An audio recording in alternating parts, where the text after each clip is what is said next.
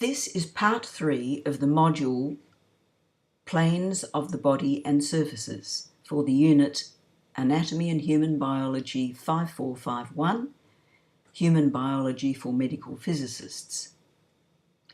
Directional terms to locate one body feature relative to another. We have used some directional terms already. We studied a superior view of the skull to locate the sagittal and coronal sutures. We have spoken of medial and lateral rotation of the shoulders and practiced that movement. But there are more directional terms in anatomical use when referring to the appendicular body, its bilateral upper and lower limbs, and the axial body, head and trunk. The best way to learn these new terms is to apply them in descriptions as you learn more anatomy. Anterior means towards the front. The toes are anterior to the heel. Posterior means towards the back. The backbone, thoracic vertebrae, is posterior to the heart. Superior means above or higher than another part. The larynx is superior to the heart. Inferior means below or lower than another part. The stomach is inferior to the larynx. Medial means the middle or direction towards the middle of the body. The big toe, hallux, is medial to the other toes. Lateral means the side or direction toward the side of the body. The thumb, pollex, is lateral to the fingers, digits. Proximal means closer to the point of attachment or to the axial body. Distal means farther from the point of attachment or from the axial body. Ipsilateral means on the same side of the body, right or left. Contralateral means on the opposite side of the body. Superficial means closer to the body surface. The skin of the lower arm is superficial to the ulna. Deep means farther from the body surface. The brain is deep to the scalp. Take a moment to pause this movie and compose a sentence for each of the terms above. Use the schematic body at the left and your everyday language to get started. I'll pause for 5 seconds and then we'll move on. Pause now.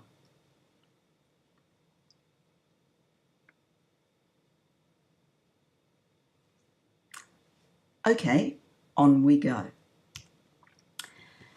Anatomically, the body comprises the appendicular body, upper and lower limbs, and the axial body, head and trunk. The upper limb is divided into the arm, the lower arm. To practice the use of directional terms, I have composed a paragraph below. A little later, you will do the same, but regarding the lower limb. At the proximal end of the arm, its single bone, the humerus, attaches to the trunk via a multi-axial ball and socket joint at the scapula, shoulder blade, and clavicle, collarbone. The distal end of the humerus attaches to the 2 lower arm bones, the radius and ulna, at their proximal ends via the elbow joint. At their distal ends, the radius and ulna form the wrist joint with the set of carpal bones. These, in turn, join with the proximal ends of the metacarpal bones, forming the palm of the hand. The distal ends of the metacarpals join to the proximal ends of the first set of phalanges. The distal ends of these attach to the second set of phalanges through hinge joints, and these attach to the third set of phalanges, the fingertips, through hinge joints. If you look at your own hand, you will see that the thumb digit branches away from the fingers at the wrist. This enables the finger and thumb opposition movement. take a moment to pause the movie and compose a set of sentences similar to those above about the upper limb, but using the lower limb as the subject. You can use the text above as a template. You could start with, at the proximal end of the upper leg. Pause now and have a go.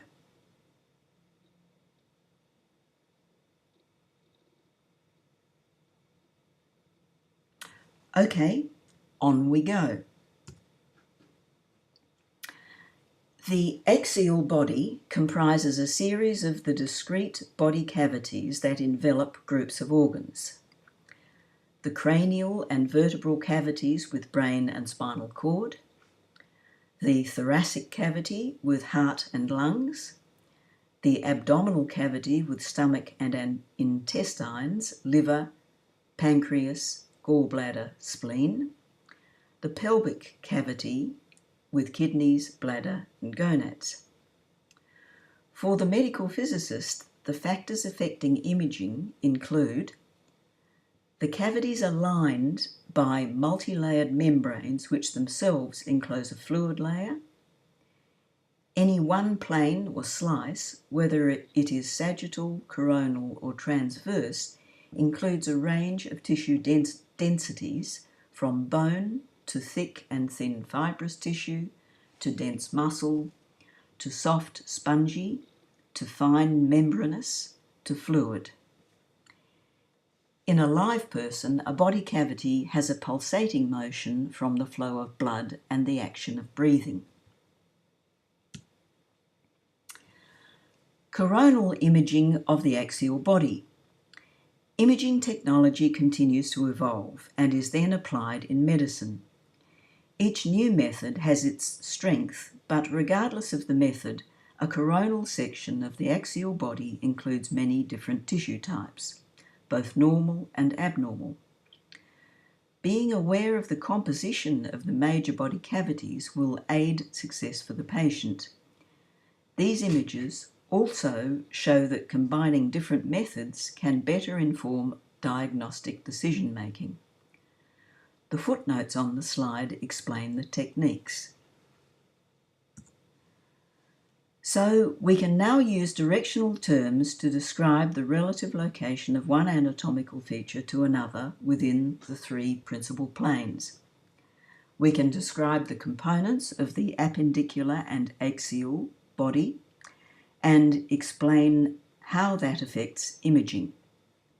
Next, we consider surface anatomy naming conventions and their application in imaging, and we conclude by revisiting the learning outcomes for this module.